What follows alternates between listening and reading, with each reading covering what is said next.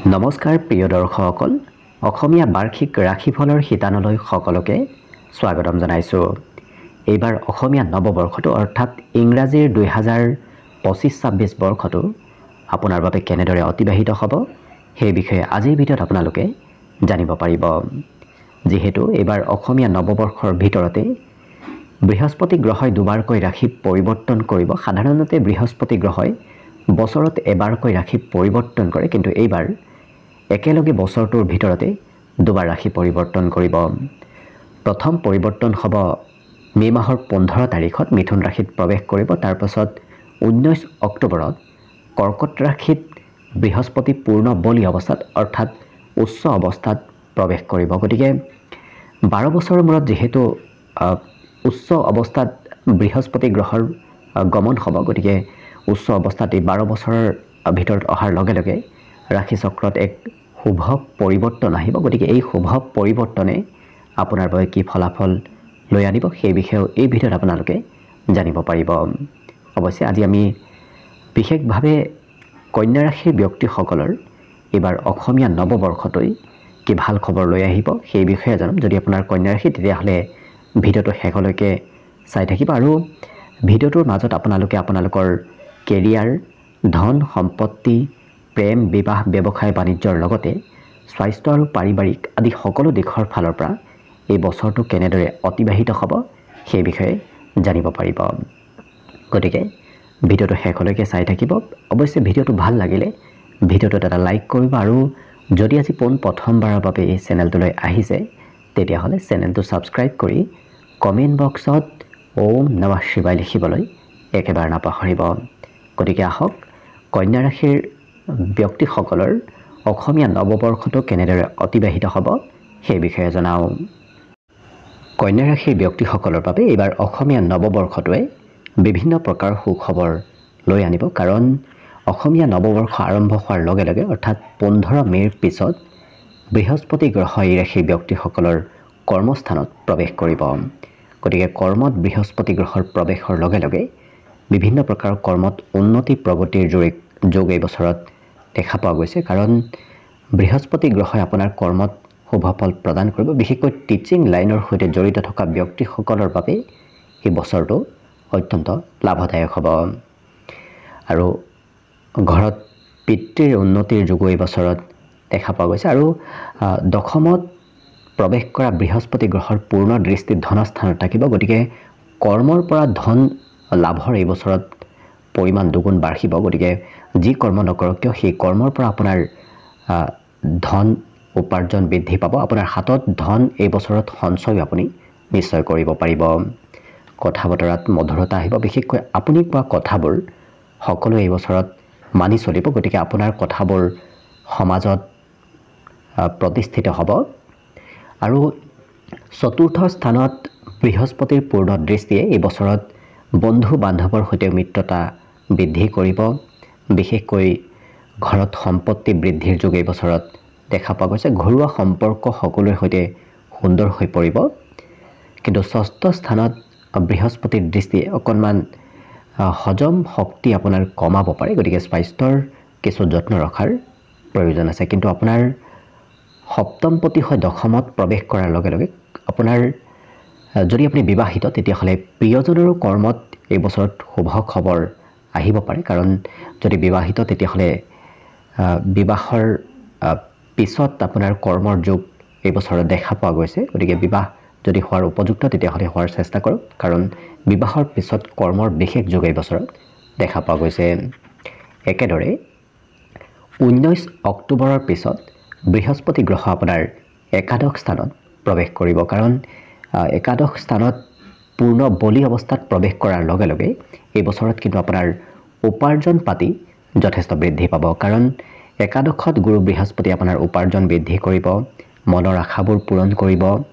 আৰু বিশেষকৈ শিক্ষাস্থানত গুৰু বৃহস্পতিৰ পূৰ্ণ দৃষ্টি থাকিব, যাৰ বাবে পঢ়া শুনাত উন্নতি প্ৰগতিৰ যোগ এই বছৰত প্ৰবল দেখা পোৱা গৈছে। প্ৰেম সম্পৰ্কত মধুৰতা আহিব। বিশেষকৈ এই বছৰত প্ৰেম সম্পৰ্ক বৈবাহিক সম্পৰ্কলৈ ৰূপান্তৰ হোৱাৰ পূৰ্ণ সম্ভাৱনা দেখা পোৱা গৈছে। গতিকে এই বছৰটো প্ৰেম আৰু বিবাহৰ ফালৰ পৰা অত্যন্ত শুভদায়ক হ'ব।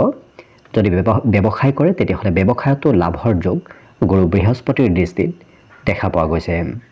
গতিকে লক্ষ্য কৰিলে সকলো দিশত এই বছৰ বৃহস্পতি গ্ৰহৰ বিশেষ সুফল এই কন্যা ৰাশিৰ ব্যক্তিসকলে নিশ্চয় লাভ কৰিব। আৰু শনি গ্ৰহ এই বছৰ আপোনাৰ ৰাশিৰ পৰা সপ্তমত প্ৰৱেশ কৰিব। 29 মাৰ্চ তাৰিখে শনি যেতিয়া আপোনাৰ ৰাশিৰ সপ্তমত প্ৰৱেশ কৰিব তেতিয়া অৱশ্যে আপোনাৰ বিবাহৰ ক্ষেত্ৰত কাম বনবোৰ অকণমান পলম হ'ব পাৰে, কাৰণ শনিদেৱৰ স্থিতিয়ে আপোনাৰ বিবাহত কিছু পলম কৰাব, যাৰ বাবে আপুনি শনিদেৱৰ প্ৰতিকাৰ কৰাটো ভাল হ'ব।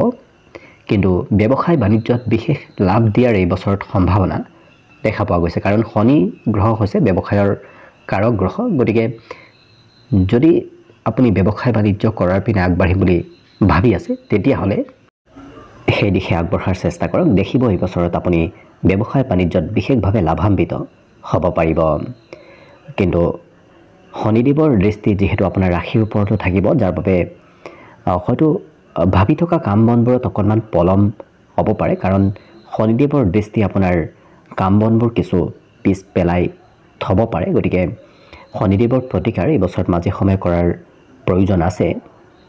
বিশেষকৈ প্ৰতিকাৰ হিচাপত প্ৰতি শনিবাৰে আপুনি হনুমান চালিচা পাঠ কৰাৰ চেষ্টা কৰক। দেখিব শনিজনিত পীড়াৰ পৰা আপুনি যথেষ্ট মুক্তি নিশ্চয় লাভ কৰিব। একেদৰে এইবছৰ 18 মে'ত ৰাহু যিহেতু আপোনাৰ ৰাশিৰ পৰা ষষ্ঠ স্থানত প্ৰৱেশ কৰিব, গতিকে ষষ্ঠত ৰাহুৰ প্ৰৱেশ কৰাটো অশুভদায়ক নহয়, কাৰণ যেতিয়া ষষ্ঠ স্থানত অশুভ গ্ৰহৰ স্থিতি হয় তেতিয়া সেই অশুভ গ্ৰহই বিশেষ সুফল প্ৰদান কৰা দেখা যায়। গতিকে এই বছৰত আপোনাৰ শত্ৰুৰ পৰা আপুনি জয়ী হ'ব পাৰিব। গতিকে শত্ৰুৱে এই বছৰত আপোনাক কোনো ধৰণৰ ক্ষয় ক্ষতি কৰিব নোৱাৰে, বৰঞ্চ আপুনিহে শত্ৰুৰ ওপৰত প্ৰভাৱী হৈ পৰিব। কিন্তু মাজে সময়ে পেটৰ সৰু সুৰা সমস্যাই দেখা দিব পাৰে, গতিকে অকণমান যত্ন ৰখাৰো প্ৰয়োজন আছে।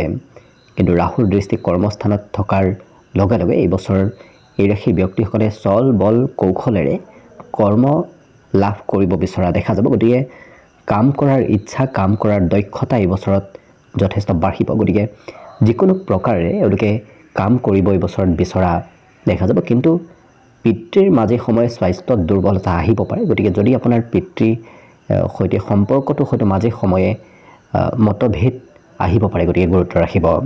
কিন্তু খৰচো অকণমান বঢ়াব, কাৰণ ৰাহুৰ দৃষ্টিয়ে দ্বাদশত থকাৰ লগে লগে এই ৰাশিৰ ব্যক্তিসকলে কিছু এই বছৰত খৰচ কৰিবলগীয়া হ'ব পাৰে। হাতত ধন সঞ্চয় কৰিম বুলি ভাবি হয়তো আপোনাৰ কোনোবা ক্ষেত্ৰত আকস্মিকভাৱে খৰচ হ'ব পাৰে, কাৰণ ৰাহুৰ দৃষ্টি ধনস্থানত থকাৰ লগে লগে আকস্মিক ধন খৰচ হোৱাৰ সম্ভাৱনাও দেখা পোৱা গৈছে। কাৰণ এই বছৰত আপুনি সঞ্চয় কৰিম বুলি যথেষ্ট ভাবিব, কিন্তু খৰচ হোৱাও দেখা যাব। কিন্তু যিহেতু গুৰু বৃহস্পতিৰ দৃষ্টিও ধনস্থানত থাকিব, যাৰ বাবে বৃহস্পতিৰ শুভ দৃষ্টিয়ে অকণমান অশুভ প্ৰভাৱো আপোনাৰ এই বছৰত নিশ্চয় দূৰ কৰিব।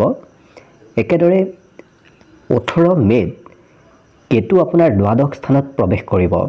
গতিকে দ্বাদশত কেতুৰ স্থিতিয়ে আপোনাৰ খৰচ এই বছৰত কিছু বঢ়াব, কিন্তু ষষ্ঠ আৰু অষ্টম স্থানত কেতুৰ দৃষ্টিয়ে এই বছৰত আপোনাক আধ্যাত্মিকতাৰ প্ৰতি টানি লৈ যাব, কাৰণ আপুনি ভগৱানৰ ওপৰত বিশ্বাস এই বছৰত বেছি কৰিব। বিশেষকৈ মন্দিৰত হয়তো আপোনাৰ মাজে সময়ে এই বছৰত গমন বেছি হ'ব পাৰে। গতিকে আধ্যাত্মিকতাৰ প্ৰতি গুৰুত্ব ৰুচি এওঁলোকৰ এই বছৰত বাঢ়িব, কিন্তু মূৰৰ বিষ মাজে সময়ে অনুভৱ কৰিব পাৰে। গতিকে স্বাস্থ্যৰ কিছু যত্ন ৰখাৰ প্ৰয়োজন আছে। লগতে আকস্মিক ঘৰত তেওঁলোকৰ সম্পত্তি বৃদ্ধিৰ যোগ এই বছৰত প্ৰবল দেখা পোৱা গৈছে, কাৰণ কেতুৰ দৃষ্টি হৈছে আকস্মিকতাৰ কাৰণ। গতিকে যিহেতু ধন সম্পত্তিত এই ৰাশি ব্যক্তিসকলৰ কেতুৱে শুভ ফল এই বছৰত প্ৰদান কৰিব, গতিকে আকস্মিক ঘৰত সম্পত্তি বৃদ্ধিৰ বিশেষ যোগ দেখা পোৱা গৈছে। বিশেষকৈ লাক্সাৰিয়াছ সম্পত্তি এই বছৰত আপোনাৰ ঘৰত বাঢ়িব। সৰু সুৰা যাত্ৰা ভ্ৰমণো এই বছৰত কৰিব লাগিব। আপুনি অৱশ্যে ভাবি থকা প্লেন কৰা কাম বনবোৰ সিমান নহ'ব, কিন্তু আকস্মিক যাত্ৰাৰ যোগ এই বছৰত আপোনাৰ প্ৰবল দেখা পোৱা গৈছে। গতিকে এই বছৰত হঠাৎ ক'ৰবাত যাত্ৰা আপোনাৰ হ'ব পাৰে। বিশেষকৈ তীৰ্থ ভ্ৰমণৰ যোগো এইবছৰ দেখা পোৱা গৈছে, কাৰণ কেতুৱে আপোনাক এইবছৰত তীৰ্থ ভ্ৰমণ কিছু কৰাব। গতিকে কেতুৰ শুভ দৃষ্টি থাকিব, কিন্তু শনিজনিত পীড়াৰ বাবে আপুনি প্ৰতি শনিবাৰে বিশেষকৈ হনুমান চালিচা পাঠ কৰাৰ চেষ্টা কৰিব। দেখিব আপুনি সকলো ধৰণৰ গ্ৰহ ৰিষ্টৰ পৰা মুক্তি নিশ্চয় লাভ কৰিব। লক্ষ্য কৰিলে গুৰু বৃহস্পতিৰ একমাত্ৰ স্থিতি আৰু দৃষ্টিয়ে সেই ব্যক্তিসকলক এইবাৰ অসমীয়া নৱবৰ্ষত বিশেষ সুফল প্ৰদান কৰা দেখা যাব। গতিকে আশা কৰিছোঁ আপোনাৰ বাবে যেন অসমীয়া নৱবৰ্ষটো শুভ আৰু মংগলময় হৈ পৰক, তাৰেই কামনাৰে আজিৰ বাবে ভিডিঅ'টো ইমানতে সামৰণি মাৰিছোঁ। ধন্যবাদ।